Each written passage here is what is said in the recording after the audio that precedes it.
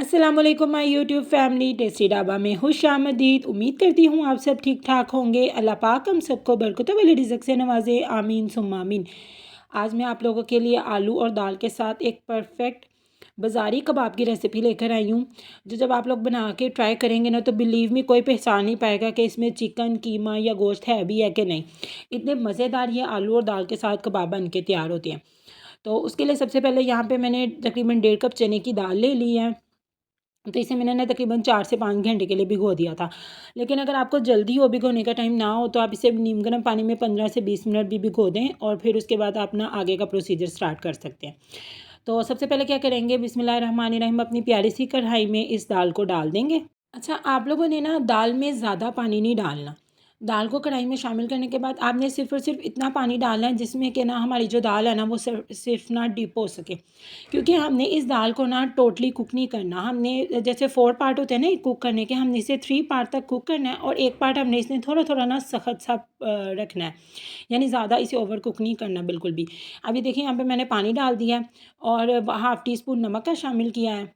तो नमक आप अपनी मर्ज़ी के अकॉर्डिंग शामिल कर सकते हैं और हाफ़ टी स्पून ही मैंने इसके अंदर हल्दी का शामिल किया है। तो अब इसे हम लोग चूल्हे के ऊपर रख देंगे और इसका पानी ड्राई होने तक के लिए ना इसे पका लेंगे। तो इसको ना थोड़ा-सा आपने सख्त फ़ॉर्म में रखना, मैं फिर आपको बता रही हूँ, क्योंकि फिर ना हमारे जो कबाब है ना वो प्यारे नहीं तैयार होंगे। तो ये देखिए माशाल्लाह हमारी जो दाल है वो काफ़ी हद तक कुक हो चुकी है, इसका पानी ड्राई हो चुका है। तो मैं अब आपको इसका एक दाना तोड़ के भी दिखा देती हूँ। ये देखिए इसमें थोड़ा-थोड़ा वाइट पार्ट आपको नज़र आ रहा है ना, बस आपने इसी तरह की कुक करना है अपनी दाल को। तो और आपने इसमें हल्दी ज़रूर शामिल करनी है ताकि इसका बहुत ही प्यारा सा येलो-येलो कलर आए। अब दोबारा से अपनी कढ़ाई को चूल्हे के ऊपर रख देंगे और इसमें तकरीबन 2 टेबलस्पून ऑयल के शामिल करेंगे। अब इस ऑयल के अंदर ये 2 से 3 मैंने ना लहसुन की कलियों को चॉप किया हुआ है वो शामिल कर देंगे। और अब आपने लहसुन को तब तक पकाना है जब तक इसकी स्मेल ना, यानी इसका कच्चापन जो है ना वो ख़त्म नहीं हो जाता। आपने इसे ज़्यादा डार्क ब्राउन नहीं करना कि ये बिल्कुल ही जल जाए, बल्कि इसको ना मीडियम सी फ्लेम करके तो आपने ना बस इसका कच्चापन ख़त्म होने तक इसे फ्राई करना है। जब आप लहसुन को इस तरीके से फ्राई करके शामिल करेंगे ना तो यकीन माने इतना प्यारा लहसुन का फ्लेवर हमारे कबाबों में आएगा। अब ये 1 टेबलस्पून ही तकरीबन अदरक को भी मैंने इतना चॉप कर लिया था। तो अब इसको भी थोड़ा-सा पका लेंगे। इसकी तो स्मेल माशाल्लाह बहुत ही ज़्यादा मज़े की लगती है ना इस कबाबों में। इसको तो तकरीबन बस अपने आधा मिनट 1 मिनट तक फ्राई करना है। अब ये 2 मीडियम साइज़ के प्याज़ हैं, इन्हें अपनी कढ़ाई में शामिल कर देंगे और इन्हें आपने बस ट्रांसपेरेंट होने तक, जैसे लाइट पिंक सा कलर आता है ना ये वाला, बस आपने इसे तब तक के लिए फ्राई करना है। तो अब हम क्या करेंगे, मैंने ना 3 से 4 अदद मीडियम साइज़ के आलू लेकर ना तो उन्हें ना बॉयल कर लिया था और बॉयल करके मैंने उन्हें कद्दूकश कर लिया था। आपने मैश नहीं करना आलूओं को, आपने कद्दूकश करना है। कद्दूकश करने से क्या होगा कि जब ये जाके दाल के मिक्सर में मिक्स होंगे ना तो बिल्कुल चिकन और चीज़ वाला फ्लेवर देंगे। बिलीव मी बहुत ही मज़े के ये कबाब तैयार होते हैं। अच्छा जी, अब इन आलूओं को जो कि बॉयल और मैश किए हुए हैं ना, हम अपने इस प्याज वाले मिक्सर में डाल देंगे और अब हम इसमें स्पाइसेस ऐड करेंगे। स्पाइसेस आपने ये सारे शामिल करने हैं और बहुत ही मज़े के कबाब बनेंगे। 1 टीस्पून तकरीबन नमक शामिल करना है, 1 टीस्पून ही लाल मिर्च का पाउडर शामिल करना है, वो आपने भर के शामिल करना है।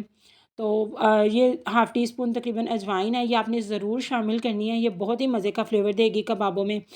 और ये 1 टीस्पून ज़ीरा है, दरदरा सा पिसा हुआ। टीस्पून भर के चाट का मसाला है वो शामिल करना है ताकि खट्टा मीठा सा फ्लेवर आए। और ये लास्ट में हाफ़ टी स्पून सूखा धनिया, तो सूखे धनिया का पाउडर। और ये ना थोड़ी सी कलौंजी है, वो भी आपने ज़रूर शामिल करनी है इसके अंदर, क्योंकि उससे भी बहुत ही ज़्यादा जो मज़े का फ्लेवर है ना वो ऐड होगा। और मैंने इसमें हाफ़ टी स्पून गर्म मसाले का पाउडर भी शामिल किया था। तो अब इन सब स्पाइसेस को डालने के बाद आपने आलू वाले मिक्सर में अच्छी तरीके से ना इसे मिक्सिंग कर लेना। और इसी मिक्सिंग के दौरान ही अगर आप मेरे चैनल पे नए हैं तो प्लीज़ मेरे चैनल को सब्सक्राइब कर दीजिएगा और वीडियो अच्छी लगे तो इसे लाइक भी कर दीजिएगा और अपने फ्रेंड्स और फैमिली में ज़रूर इसे शेयर कीजिएगा और बेल आइकन को भी प्रेस कर दीजिएगा ताकि आपको मेरी नई आने वाली वीडियो सबसे पहले देखने को मिले।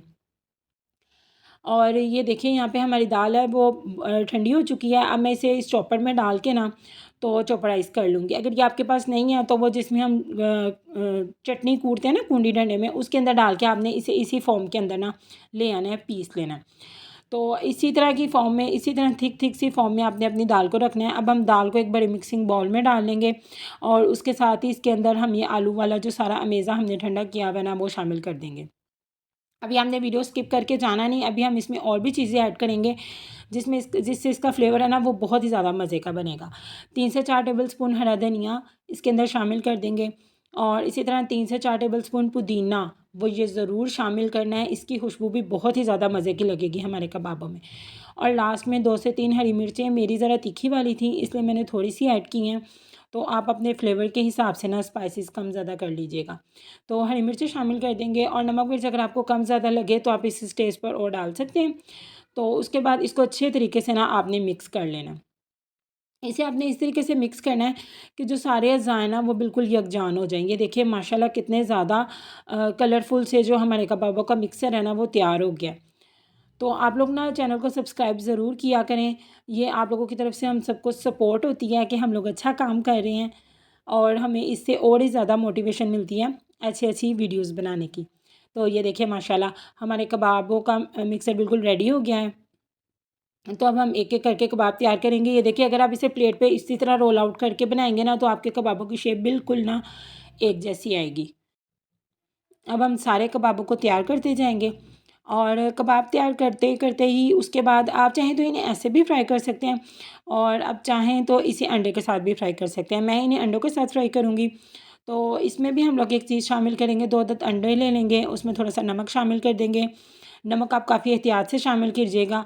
तो यहाँ पे तकरीबन 2 चुटकी फूड कलर है, ऑरेंज फूड कलर है, तो जिसे ज़र्दे का रंग बोलते हैं। तो वो इसके अंदर शामिल कर देंगे, और उसके बाद इसको अच्छे तरीके से कांटे की हेल्प से ना बीट कर लेंगे। अब अपने प्यारे से पैन को चूल्हे पर रखेंगे, ऑयल डाल देंगे, गर्म कर लेंगे, और एक एक करके अपने कबाबों को ना फ्राई कर लेंगे। जो हमने इसमें ज़र्दा कलर डाला है ना वो बहुत ही ज़्यादा प्यारा सा कलर ना हमारे कबाबों के ऊपर देगा। तो जैसे ही आपको लगे कि एक साइड स्टेबल हो गई है, उस पे कलर आ गया है, तो आप इसकी साइड बदल दीजिएगा, और इसी तरह उलट पुलट करते हुए आपने अपने सारे कबाब फ्राई कर लेने हैं। ये बहुत ही ज़्यादा मज़े के तैयार होते हैं। आप ग्रीन चटनी के साथ भी इसे खा सकते हैं, और दही के साथ, मायोनीज़ के साथ, केचप के साथ भी आप इसे ना इजीली सर्व कर सकते हैं। ये देखिए मैं आपको एक कबाब माशाल्लाह माशाल्लाह फ़ाइनल लुक हमारे कबाबों की कितनी ज़्यादा प्यारी लग रही है। मैं आपको एक कबाब तोड़ के भी दिखाती हूँ, इसका अंदर से टेक्सचर कितना ज़्यादा प्यारा आया है। और इंशाल्लाह ताला मैं कल आप लोगों के साथ एक चटनी भी शेयर करूँगी, क्योंकि सर्दियाँ आ गई हैं, तो आप लोग वो चटनी बना के रख लीजिएगा, और जिस मर्ज़ी स्नैक्स के साथ ना आप वो चटनी शेयर कर सकते हैं। तो दुआ में याद रखिएगा, अपना बहुत ज़्यादा ख़्याल रखिएगा। अल्लाह हाफ़िज़।